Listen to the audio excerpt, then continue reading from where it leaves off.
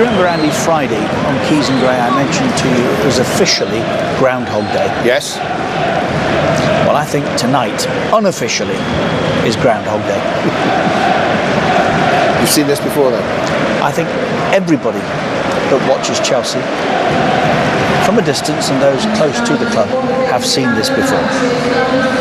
I would not be surprised if Conte's time was ended this week. It's two big beatings they've taken, haven't it? Bournemouth and Watford. We're not talking about the creme de la creme, with the greatest respect to them. We're not talking about the creme de la creme of the Premier League, but Bournemouth walked into Stamford Bridge in midweek and thumped them 3-0. Watford, listen, I know 10 men, but listen, you're talking Chelsea, and with the quality they have, they should be able to absorb that. Did you see a team tonight playing with the appetite, the energy and the belief that you saw last year when they were on their way to the title? No, I didn't tonight. Have you seen in recent weeks a Chelsea team playing with that belief and appetite and enthusiasm? No, I didn't on Wednesday. You see, this could yet be a good season, but will it be? Well, if things don't change. Listen, I mean, Jean knows this club better than you and I do, but from what I've seen in the last couple of games, we've said it, and everyone's said it, there's something not right there. And sadly for Chelsea, it's like the same old problem. It was the same with Villas-Boas when he went in. He didn't last long, but you could tell it was not right there. The players were not having him at all. They played, whatever anyone says, they played Josie out. No doubt in my mind they played Josie out. You don't win the title, finish 10th because you don't like the manager and win the title the next year. That's not right. So they played Josie out, and they could, if they want, play Conte out. But I just think that Antonio hasn't helped himself. I think from day one this season, he's been unhappy. He's not liked what's been happening in the transfer market. He's felt he's been left short, although they spent over 100 million and they strengthened at centre-back and in midfield and in up-front. So he's not been happy with what he's had, and I think sometimes that transmits to your players. I don't know. Sometimes it does. I think in the modern game more so than ever. In my time, it wouldn't bother you who was coach. You played for the club, and that was it. But it's different now, I think, and players will down tools occasionally. That wasn't a Chelsea performance I'm used to seeing, I have to say. We'll get Gianfranco's thoughts on the match that we've watched tonight when we come back. Watford 4, Chelsea 1. Gianfranco, come back. Tough one. 4-1 final score. Let's get back and hear from two of their heroes tonight. Guys, well played, incredible night. Gerard, was that a more or less perfect performance that has given you an incredible result? Yes, we are so happy for these 3 points. So the team at the beginning fight too much, and I think we worth this win. So let's start for taking more wins, and yes, I'm so happy for my first game here at home. You scored a great goal, the third goal, but firstly I wanted to ask you about the penalty. Yeah. Courtois comes rushing out. What happened from your point of view? No, Jamal gave me a good ball to the space, and I think it's a clear penalty for me, in my opinion. So do you have to jump him, or does he clip you as well? No, they touch me, I think. So after we'll see in the video. Darryl, be honest. Did you surprise yourself a little bit with that? Yeah, with that goal now, I know I can score goals. I did it in the past, and last year against Chelsea as well, away from home, a good goal, and now again. So yeah, it's really good, and I'm really happy for the team. But the 3 points is really important. The 3 points today. So yeah, massive win. How much is tonight down to the new manager? Well. Was it down to the tactical plan, even with the 2 bookings that led to the red card? Did you force them into mistakes, and was that down to the tactical plan he came up with? Yeah, I think we pressed them well. We played like one against one. We played with 5 as well. So me and Marvin played against them wing backs, and so it was almost everywhere on the pitch 1 against 1. And I think we were stronger, and we won a lot of second balls, and I think we deserve the win today. You've been on a tough run for a long time. Can a night like this change everything? Yeah, of course. I think last week in Stoke we had a good result, a point there, 3 points today, and yeah, we try to make an. We have to win or try to get a result on West Ham and build on from here because we want to be safe as soon as possible and we are 30 points now I think so 10 more points and hopefully we get another points next week. Right, incredible night for all of you, but the Premier League man of the match on his home debut, Gerard Deulofeu. Daryl, will you do the honours please? Well done. Thank you. He looks surprised. God, he looks pleased with that, doesn't he? Jan, what did you see or what did you not see from Chelsea tonight? No, I was saying I'm a little bit puzzled because obviously everybody knows it's a delicate moment. So performance-wise, I was expecting a little bit more spark in the players and something that I didn't see. So I wasn't happy with that. I think I can understand some mistakes because obviously it's not a brilliant moment, but I would expect the team to be a little bit more reactive that it's been. And then they've been good and luck at the same time to get back. But to concede the other 3 goals. Well, having got back in it, 1-1, and it's a very good equaliser, isn't it? I think we all felt Chelsea can win this, didn't we? That was a terrific equaliser. Well, I think Chelsea certainly thought they could. No surprise to see what he does here. It's a stunning finish. Another one of the catalogue of wonderful strikes we've seen this weekend. And they look a little puzzled, they're a little bit unsure. But there's not a lot you can do when Hazard's in that kind of form when he can do this, is there, Jan? No, when he's on the move like that, he's nearly unstoppable. So, to be fair, he's one of the few that I saw him trying very hard, and I appreciate that. But as I said, what I didn't like is, and it happened also the other wickets, they conceded one, which is the second one, and then they conceded the two in a matter in a few minutes. 3 here in 7 minutes. Yes. Well, I mean, Dal Janmaat plays everything quite right. I mean, it's great feet, but he's carving through a Chelsea defence that was non-existent there. But you remember last year how Chelsea was not only tight but also reactive on the ball. So, I mean, I saw so many players. Here he's a brilliant play, but in my opinion, they should be a little bit more reactive. I think there's one or two players. Fabregas doesn't do a lot. Conte doesn't do a lot. You know, Azpilicueta doesn't do a lot. It all seemed just so comfortable. Says it's a token gesture. Conte doesn't. It's not like him. It didn't look right to me. Again, that's a big decision in the game. Hazard not happy. I mean, that could easily have been a free kick. Looked a free kick to me at the time, but they don't shut him down. It took our commentary team tonight, Andy, a little while, but that's not going in unless it gets that big deflection. No, the keeper's saving that easily. The keeper's saving that easy. If Gary Cahill's studs don't get the ball. But I just think, as well, Jan, I don't know what happens these days. I don't know why players let players back them into the penalty area without going and challenging them at all. But also, Azpilicueta should have been quicker to come back. What is Luis doing? Look, he's just firstly running away. He's not interested. Well, that's what I'm saying. Look.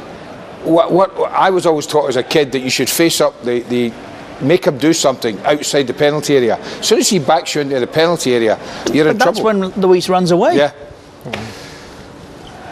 And then another one where that could just be a foul again, couldn't it? It might have been a foul again, yeah, easily. This is a good finish. To be fair, this is a good goal. Yeah. This is a good finish. But again, as I said, we were used to see Chelsea players very reactive physically, and right now is what is lacking the most. Let's not forget, this is a system that was apparently unplayable last year. Yes. Well, listen, there was a lot of things went their way last year. They weren't in the Champions League last year. They weren't in the FA Cup or League Cup for long. They played about 40 games in total last year. Didn't have an injury to any of their top players. We did say that. You know, You're right. You're right. But that's. I don't think, Sean. Surely the fact that they're still in the FA Cup, they're in the Champions League. We cannot blame just that for these kind of performances, can we? No, we can't. Obviously, we cannot. We have to be realistic. It's not a good enough performance for a team like Chelsea. Let's not forget Watford were a goal up for the best part of an hour. Yeah.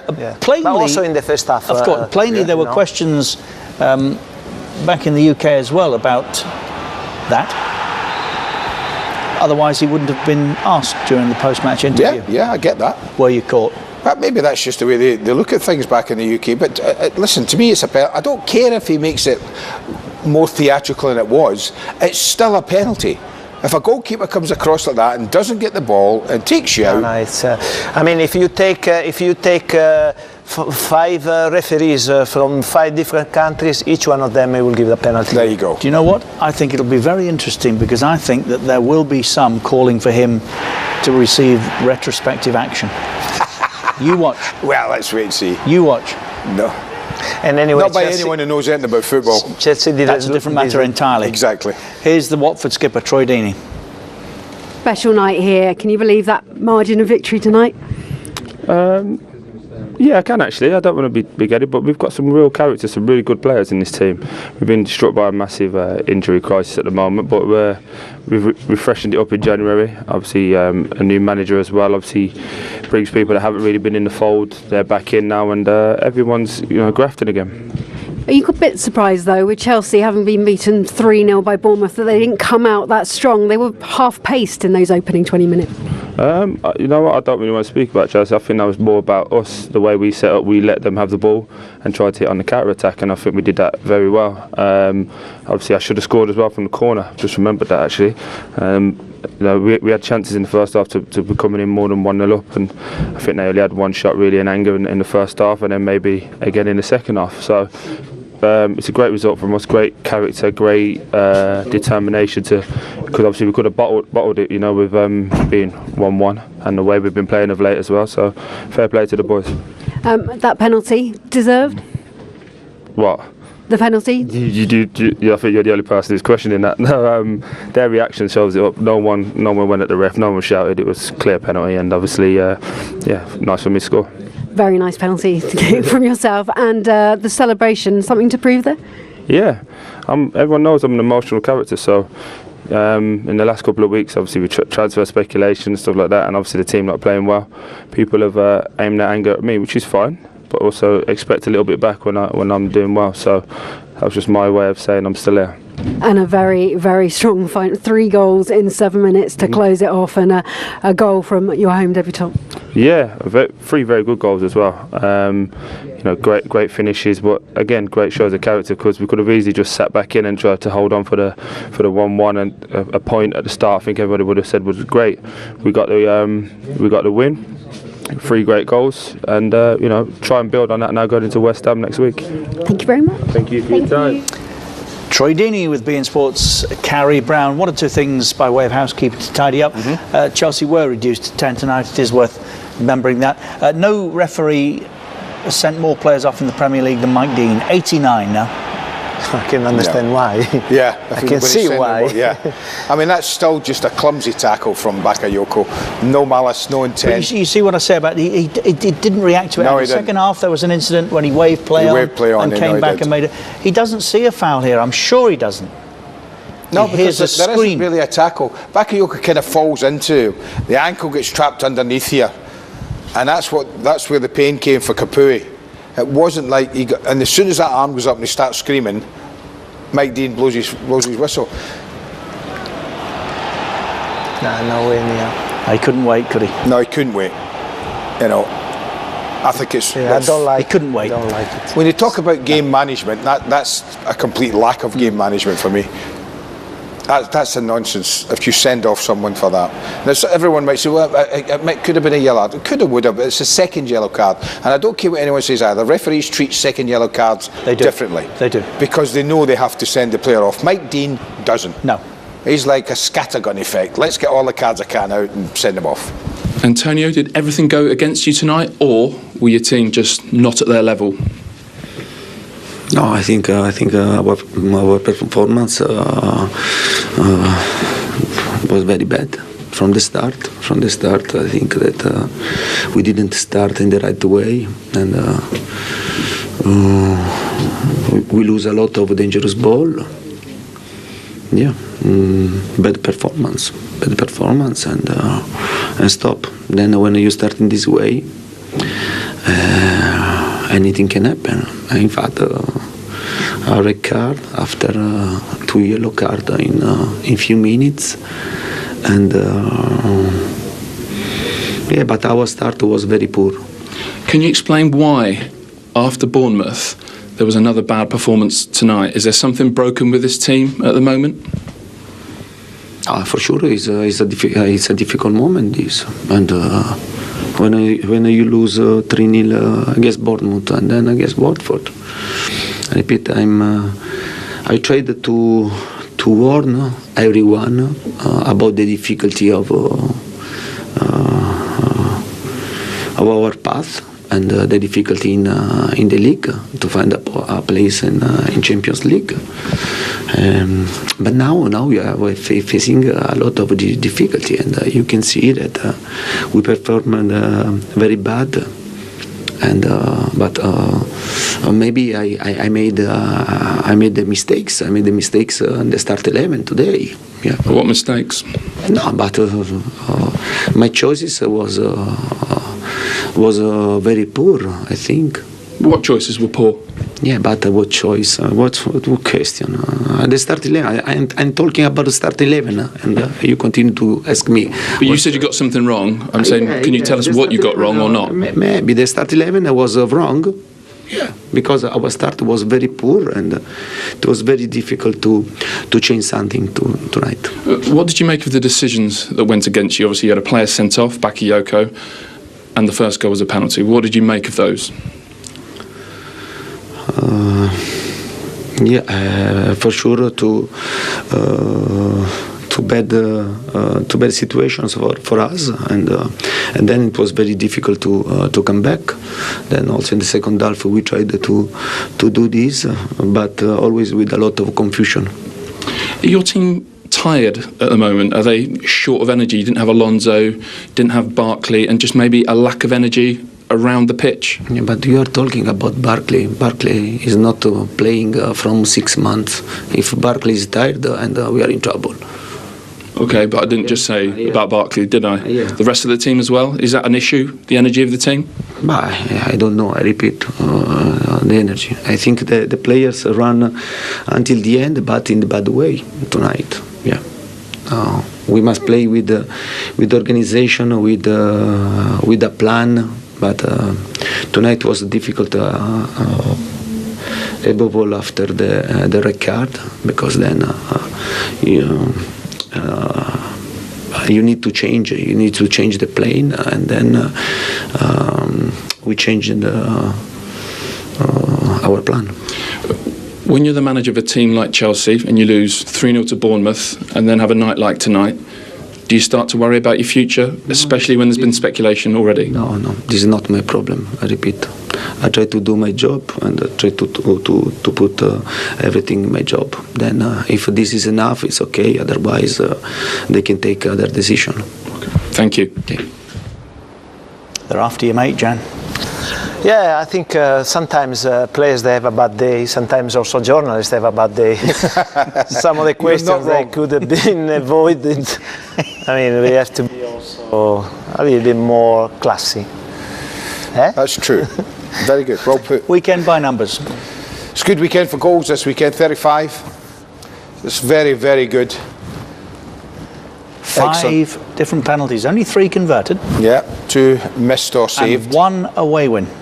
Yeah. That bucks the trend a little, I think, doesn't it? There's been plenty of those this year. There has been plenty of those this year. We've got FA Cup football Tuesday and Wednesday of this week. Channel choices to the right-hand side. Swansea play Notts County Tuesday night. And on Wednesday, Newport County go to Wembley to play Tottenham Hotspur. Good luck. Big thanks to Gianfranco Zola for making the effort to come and see us again. Absolutely delighted to have spent time in his company this weekend. Thank you. Andy and myself will see you Friday for another episode of Keys and Grey. And I rather suspect there'll be a few things to irritate Andy with. Oh, thank you. I'll enjoy my week then.